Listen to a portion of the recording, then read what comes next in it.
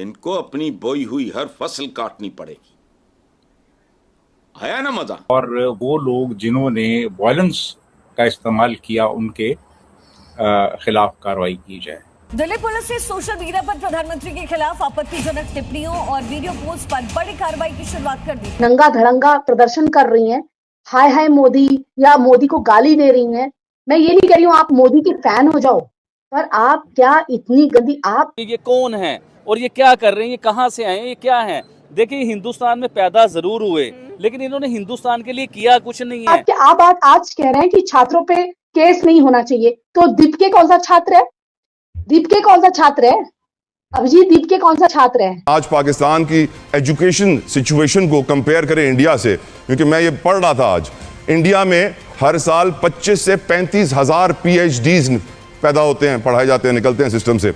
पाकिस्तान में 1947 से लेके आज तक को 35-40 हजार PhDs निकले, हम कोई 2700 PhDs निकालते हैं। हमारा तालीमी निज़ाम तो इंडिया से बहुत बदतर है। तो यहाँ से पाकिस्तान को थोड़ा सा आपको नहीं लगता कि कुछ सीखने की जरूरत है? तो नीट वाली लड़कियां होती हैं, उनके आंखों में बड़े बड़े चश्मे लगे होते हैं। अच्छा, तुम नहीं मानते भगवान राम को, लेकिन जो मानते हैं तुम्हारी शक्लों से सुन्नत नजर आती है। इनको बिलों में से निकाला जाएगा।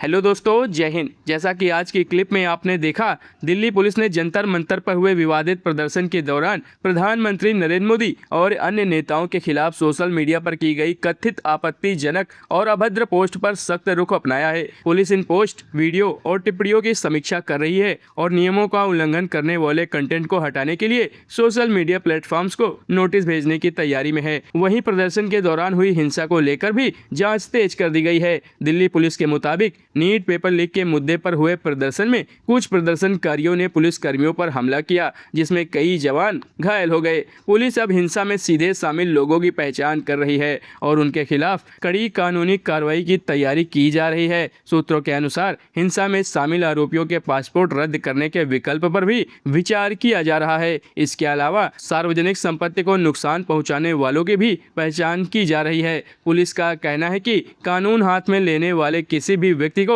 बख्शा नहीं जाएगा और जांच पूरी होने के बाद दोषियों के खिलाफ सख्त कार्रवाई की जाएगी। नरेंद्र मोदी ये बात करते हैं कि भारत इतने ट्रिलियन इकोनॉमी बनेगा, तो आप CAA के दंगे कर देते हैं। जब आप कहते हैं कि भारत अब क्लोज टू इतने सेकंड नंबर पे आने वाला है, थर्ड नंबर पे आने वाला है, तो कोई ऐसा क्यों करेगा कि वो आगजनी करेगा? क्यों आग जलाएगा? कोई छात्र अपने देश को क्यों फूकेगा? कोई ये क्यों कहेगा कि मैं नेपाल बना दूंगा? नेपाल अब क्या बहुत आगे तरक्की कर रहा है? संसद भवन फूकने के बाद नेपाल जैसा राष्ट्र, जहां पर दूसरे की एड से देश चलता है, जहां के लोगों को भारत में नौकरी मिलती है, जो कहते हैं कि भारत में बहुत अच्छे से नरेंद्र मोदी काम कर रहे हैं, वहां पर भी बहुत अराजक तत्व, वहां पर भी पाकिस्तानी लोगों ने बहुत कुछ गलत करा, वहां पर भी ड्रग एडिक्ट लोगों ने बहुत सारी चीजें करी। कोई छात्र खुले बटन करके, अपनी जीन्स ओपन करके, नीचे का बिल्कुल नंगा होके नहीं आएगा। जो नीट वाली लड़कियां होती हैं, उनके आंखों में बड़े बड़े चश्मे लगे होते हैं। आप मेरे रहन सहन में देखिए, जब से मैंने एजुकेशन दोबारा से स्टार्ट करी है, मुझे अपने बाल, अपनी चीजों की चिंता ही नहीं होती है। नहीं तो एक समय ऐसा था, मैं हर 2 महीने में अपना हेयर स्टाइल चेंज करती थी। आज का दिन है, मुझे फर्क नहीं पड़ता है। बस मुझे ये होता है कि मेरी व्हाइट कपड़े प्रेस्ड हो, मेरे ब्लैक कपड़े प्रेस्ड हो, मेरा कोट प्रेस्ड हो, और जब मैं कोर्ट जाऊं मैं ठीक दिखूं।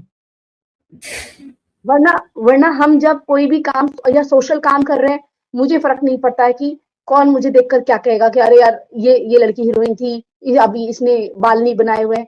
क्योंकि अगर आप पढ़ाई लिखाई एक बार ज्वाइन कर लेते हो, तो आपको इन चीजों की फिक्र ही नहीं होती जो पढ़ने लिखने वाले होते हैं। बीट देयर एज, वो तो छोटे बच्चे हैं जिनको पढ़ना है।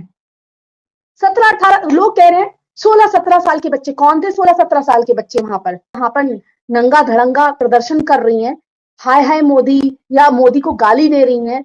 मैं ये नहीं कह रही हूँ आप मोदी के फैन हो जाओ, पर आप क्या इतनी गंदी, मैं भी अब्यूज करती हूँ, ऐसा नहीं कि हम गालियां नहीं देते हैं, मैं भी अपने ग्रुप में खूब गालियां देती हूँ माँ बहन की, लेकिन यहाँ पर थोड़ा सा संयम रखना पड़ता है।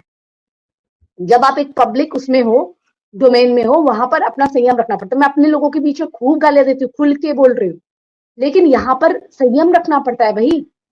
वो मेरा ग्रुप है, मुझे पता है उसमें बच्चे नहीं होंगे, हम उम्र होंगे या एक एज लेवल के होंगे, कोई ऐसा छोटा बेबी नहीं होगा जिसे मैं कुछ कहूंगी तो मेरा बुरा असर पड़ेगा। लेकिन हाँ, मुझसे कोई छोटा है, बहुत छोटा है, टीनेजर है, तो मैं वहां पर अपने लिए माफी मांगूंगी भाई कि अगर मैं गाली दे रही हूँ तो मैं माफी मांगूंगी, क्योंकि मैं नहीं चाहूंगी कि मेरी बात का उसमें बुरा असर पड़े।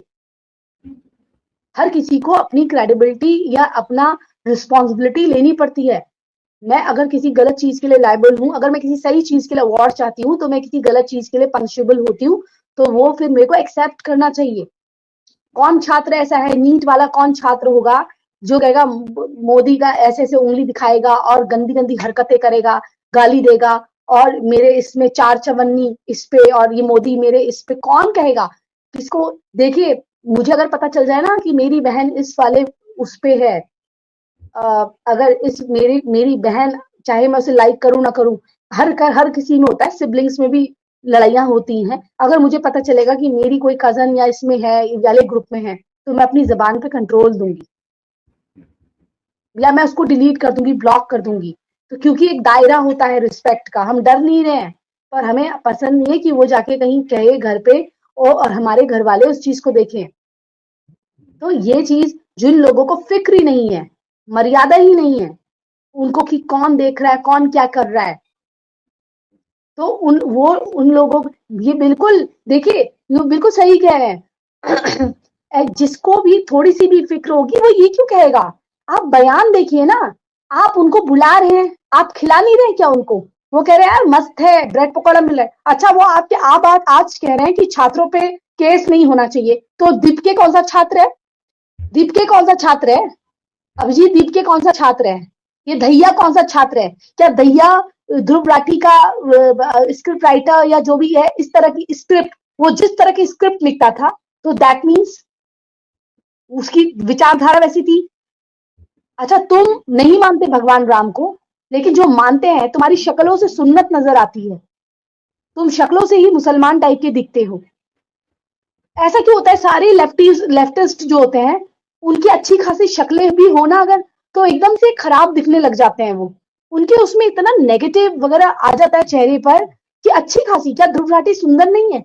लेकिन आप देखिए ना, चेहरा एक अजीब सा नेगेटिविटी झलकने लग जाती है। आप देखिए, दहिया है, अच्छी खासी शक्ल है, लेकिन अजीब सा एक राक्षस जैसा उसमें दिखने लग रहा है।